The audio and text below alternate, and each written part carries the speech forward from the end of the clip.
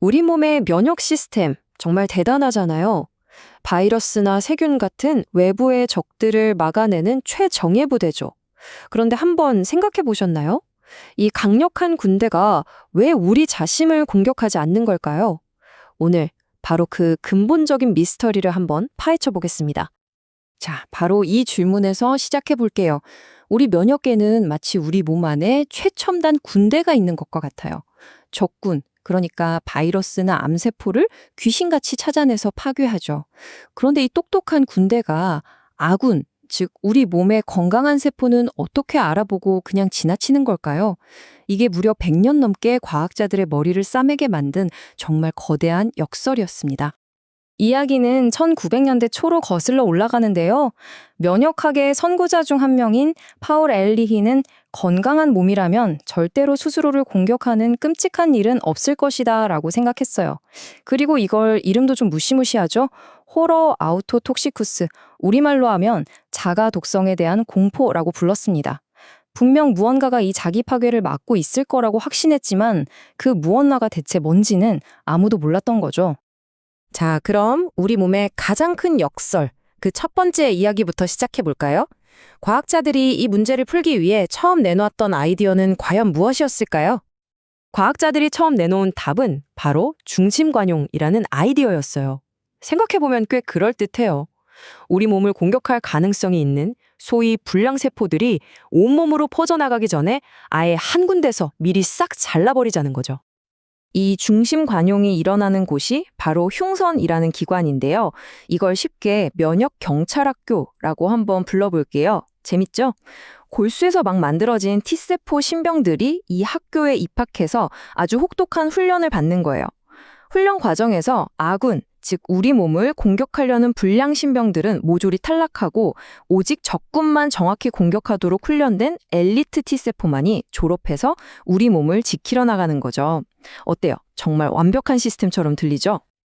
그런데 말이죠. 이 완벽해 보이던 시나리오에 큰 구멍이 발견됩니다. 과학자들이 건강한 사람들의 피를 자세히 들여다봤더니 글쎄, 이 경찰학교를 용케 빠져나온 불량 경찰들, 즉 우리 몸을 공격할 수 있는 T세포들이 버젓이 돌아다니고 있었던 거예요. 아니, 그럼 대체 왜 우리는 멀쩡한 걸까요? 미스터리가 다시 원점으로 돌아온 겁니다. 자, 이제 이야기의 두 번째 장, 거대한 면역 탈출로 넘어가 보겠습니다. 이 탈출한 불량 경찰들이 왜 사고를 치지 않는지 그 비밀을 한번 파헤쳐보죠. 그러니까요, 질문은 이거예요. 경찰학교를 탈출한 시한폭탄 같은 세포들이 우리 몸 곳곳을 돌아다니고 있는데 도대체 뭐가 이 세포들이 날뛰지 못하게 막고 있는 걸까요? 중앙의 경찰학교 말고 현장에서 이들을 통제하는 또 다른 시스템이 반드시 있어야만 했죠.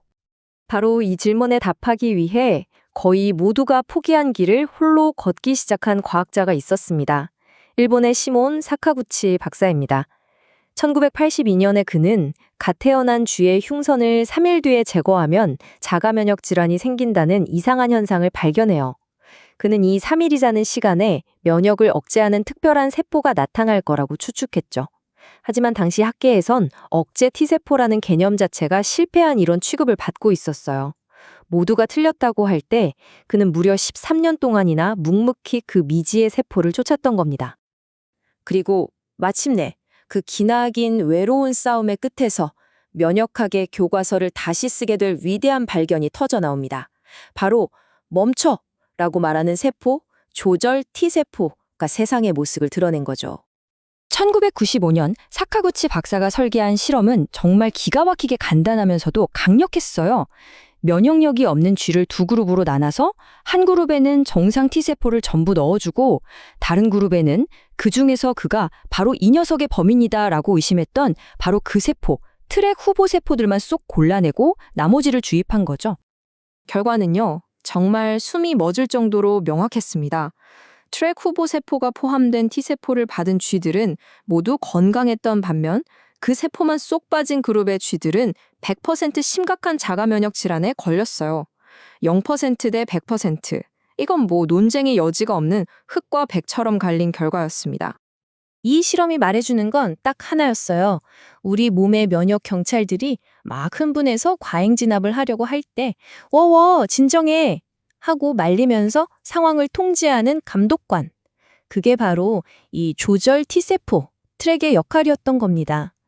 이 감독관이 없으면 우리 면역계는 그야말로 무법천지가 되는 거였죠. 자, 이렇게 명확한 결과가 나왔으면 이제 박수갈채가 쏟아져야 하잖아요? 그런데 현실은 정반대였습니다. 이 발견을 과학계가 완전히 받아들이기까지는 마지막 퍼즐 한 조각이 더 필요했습니다. 믿기 어렵겠지만 이 엄청난 발견은 무려 6년에서 7년 동안이나 학계에서 외면당합니다. 과거 억제 T세포 연구 실패에 대한 트라우마가 너무 컸기 때문이죠.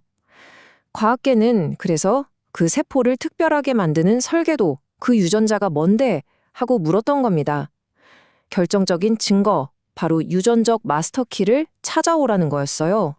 그런데 정말 영화처럼 그 해답은 전혀 예상치 못한 곳에서 나타났습니다. 다른 연구팀이 아주 희귀한 유전병을 연구하고 있었거든요. 면역계가 온몸을 공격하는 끔찍한 병이었는데 바로 폭스피3라는 유전자에 문제가 생기면 이 병이 생긴다는 걸 밝혀낸 거죠. 이 폭스피3는 다른 수많은 유전자의 스위치를 껐다 켰다 하는 말 그대로 마스터 조절제였습니다. 이 소식을 들은 사카구치 박사의 머릿속에 번개가 쳤을 겁니다. 잠깐만, 설마? 그는 곧바로 실험에 들어갔습니다. 아무 능력 없던 평범한 T세포에 이 폭스프리 유전자를 집어넣었죠. 그러자 놀랍게도 그 평범했던 세포가 순식간에 면역계를 지휘하는 완벽한 조절 T세포, 즉 트랙으로 변신해버린 겁니다. 이건 정말 게임 끝이었죠. 폭스피리가 바로 T랙을 만드는 마스터 코드라는 사실이 증명된 순간이었습니다. 자, 지금까지는 과거의 발견에 대한 이야기였죠? 그럼 이 발견이 지금을 살아가는 우리에게는 어떤 의미가 있을까요? 지금부터는 그 흥미진진한 응용편을 한번 살펴보겠습니다. 우리 면역 시스템을 자동차 운전에 비유하면 정말 이해하기 쉬워요.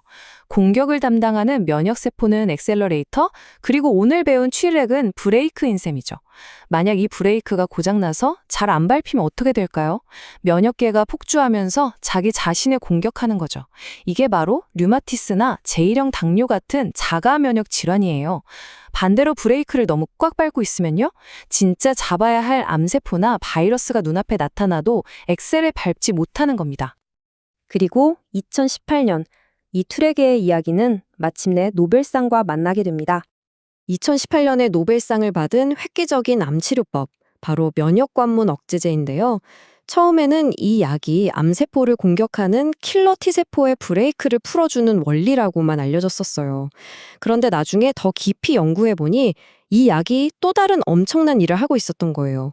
바로 암세포 주변에 진을 치고 공격하지 마라고 외치던 TRAG들을 무력화시켜버렸던 거죠. 결국 TRAG라는 면역 브레이크의 존재를 몰랐다면 이 혁신적인 항암제가 어떻게 작동하는지 절반밖에 이해하지 못했을 거란 얘기입니다. 결국 우리 몸의 건강이라는 건 이 면역이라는 거대한 오케스트라의 완벽한 균형에 달려있는 셈입니다. 너무 과격하지도 너무 소극적이지도 않기요. 그리고 과학은 마침내 그 오케스트라를 지휘하는 조절 T세포라는 지휘자와 폭스피3라는 지휘봉의 비밀을 풀어냈습니다. 이제 그 지휘봉을 우리 손에 쥐게 된 인류는 과연 어떤 새로운 악장을 연주하게 될까요?